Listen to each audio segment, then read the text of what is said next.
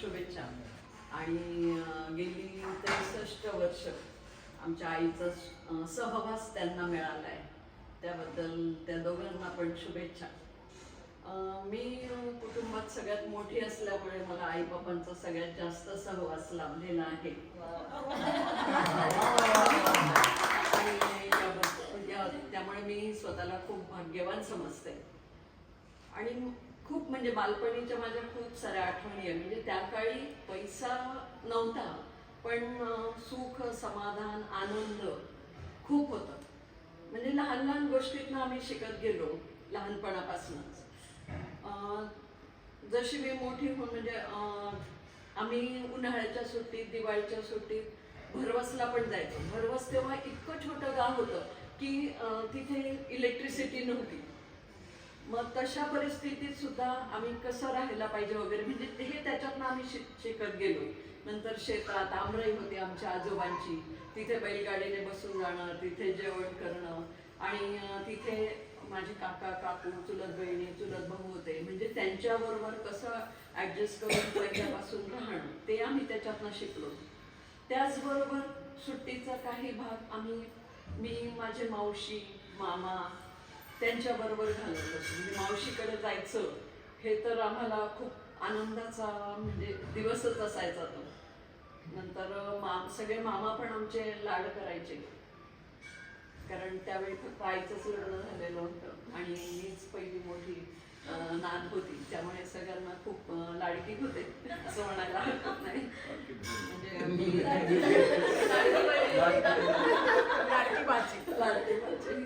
म्हणजे मी माझ्या सगळ्यात मोठ्या मामाकडे 77 साली 10वीच्या सुट्टीत 2 महिने मला काश्मीरमध्ये राहण्याचा योग आला. असं म्हणजे खूप छान माझं बालपण गेलं.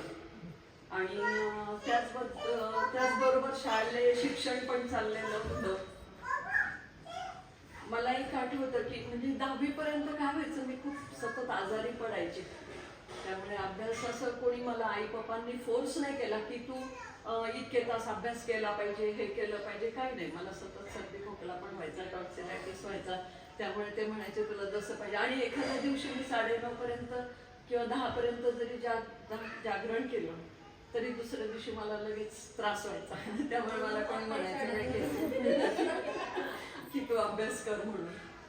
पण जसं मी 11वीत वगैरे गेले, मग माझ्या आवडीचे सब्जेक्ट पण आले. म्हणजे मला इतिहास, भूगोल ते सगळं नको, हिंदी ते नको वाटायचं.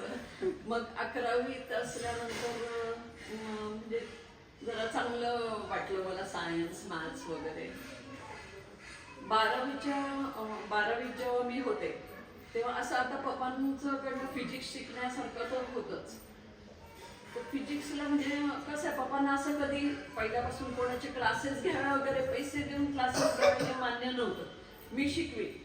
मग आईला वाटलं की एकटे हिला शिकवण्यापेक्षा आई म्हणायची की तुझ्या 8-10 मैत्रिणी बोलव, रविवारी पप्पा फिजिक्स शिकवतील सगळ्यांना.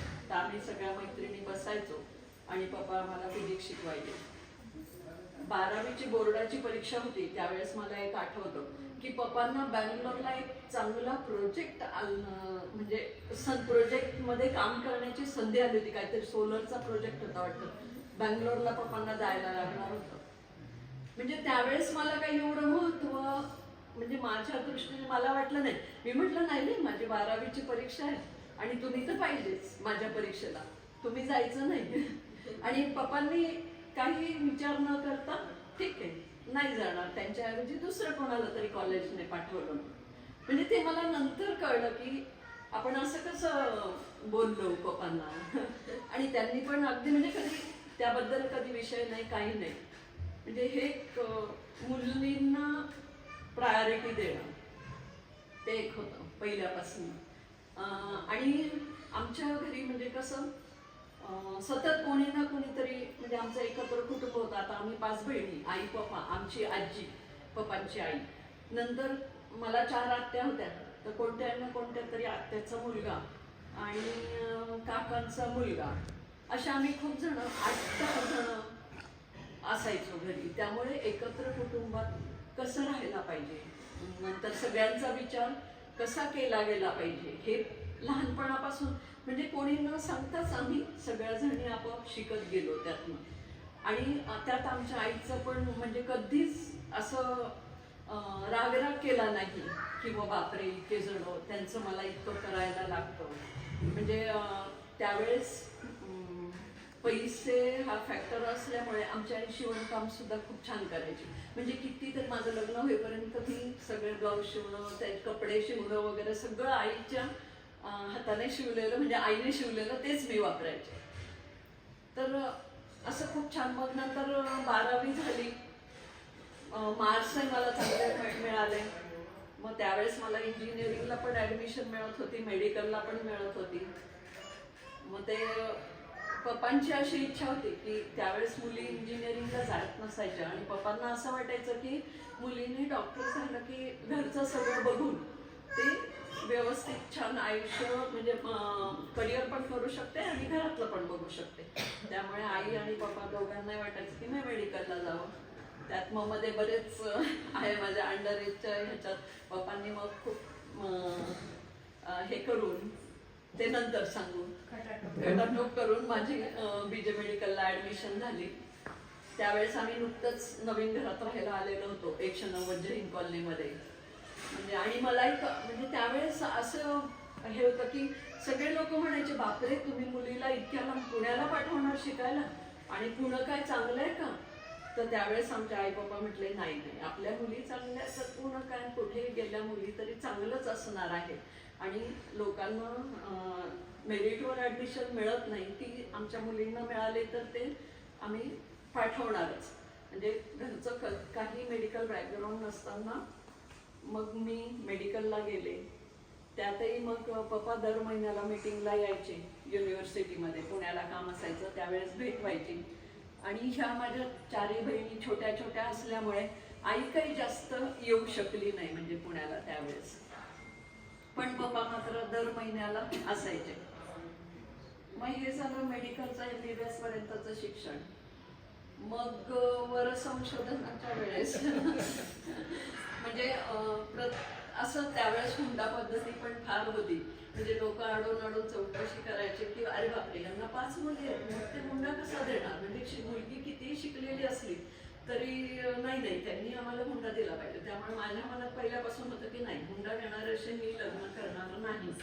ते मी प्रथमपासून म्हणजे मनामध्ये ठेवलेलं होतं. आणि मग योगायोगाने ह्यांच्याबद्दल पप्पांच्याकडे स्थळ आलं. म्हणजे माझे कासार काकांनी ते आणलं. पप्पा जाऊन बघून आले आणि त्या दिवशी हे लोक सगळेजण आले. आणि माझ्या आई पप्पांवर इतका विश्वास होता की आम्ही दोघं एक शब्दही न बोलता म्हणजे मी यांना हो म्हटले की पप्पा मला म्हटले चालेल का तुला यांच्याशी लग्न केलं तर. मी म्हटलं चालेल. म्हणजे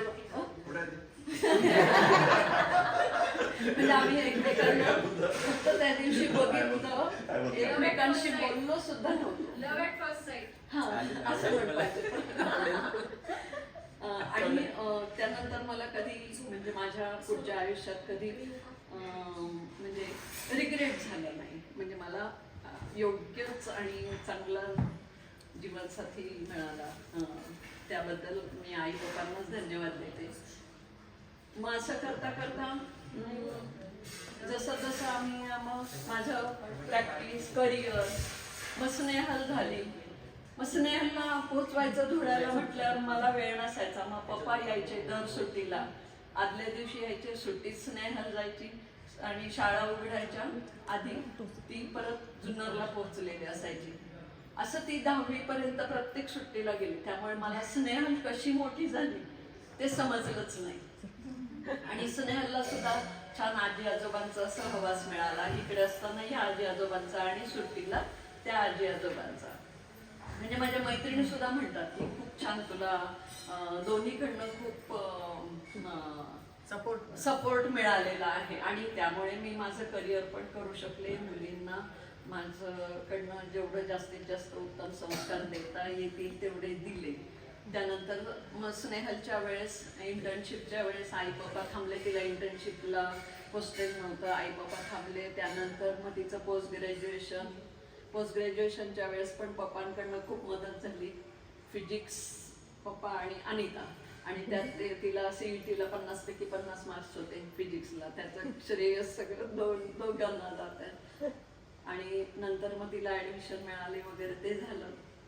नंतर मंगेशचे लग्न झालं. ती पण आपल्या संसारात सुखी आहेच, ते पाहून त्यांनाही खूप छान वाटतं. नंतर स्वरालीच्या वेळेस पण 11वी 12वीला आई बाबा फर्ग्युसनला ती होती तेव्हा ते थांबून होते. आणि त्यामुळे मला खूप म्हणजे छान सपोर्ट होता. मी सगळं काही म्हणजे माझे पेशंट आणि या मुलांचा अभ्यास, मुलींचा अभ्यास हे सगळं उत्तम रीतीने मी घेऊ शकले. तर आणि आजपर्यंत आपल्या सगळ्यांचं आहेच आहे. नंतर मग प्रत्येक बहिणीचं लग्न झालं. यांनी प्रत्येक ठिकाणी म्हणजे चांगलं म्हणजे मुलासारखंच त्यांनी हे केलं. म्हणजे प्रत्येक वेळी जावं बघायला जाताना वगैरे, लग्नांमध्ये मदत केली म्हणजे आई पप्पांना दोघांनाही. आणि सगळ्या बहिणींचं पण सगळं आयुष्य उत्तम रीतीने चालू आहे. नातवंडही छान शिकलेले आहेत त्यांचे आणि त्यांच्या याच्यामध्ये उत्तम करिअर करीत आहेत सगळेजण. तर मी परमेश्वराजवळ तीच प्रार्थना करते की पप्पांना आपापांचा असा 100वा वाढदिवस आपण करू आणि आईची साथ त्यांना अशीच वेळोवेळी मिळो, ही परमेश्वराजवळ प्रार्थना करते. मी 2 शब्द संपवते. तुम्ही इन्व्हाइट करा ना पुढच्यांना. तुम्ही इन्व्हाइट करा आता. आता मी जावई नंबर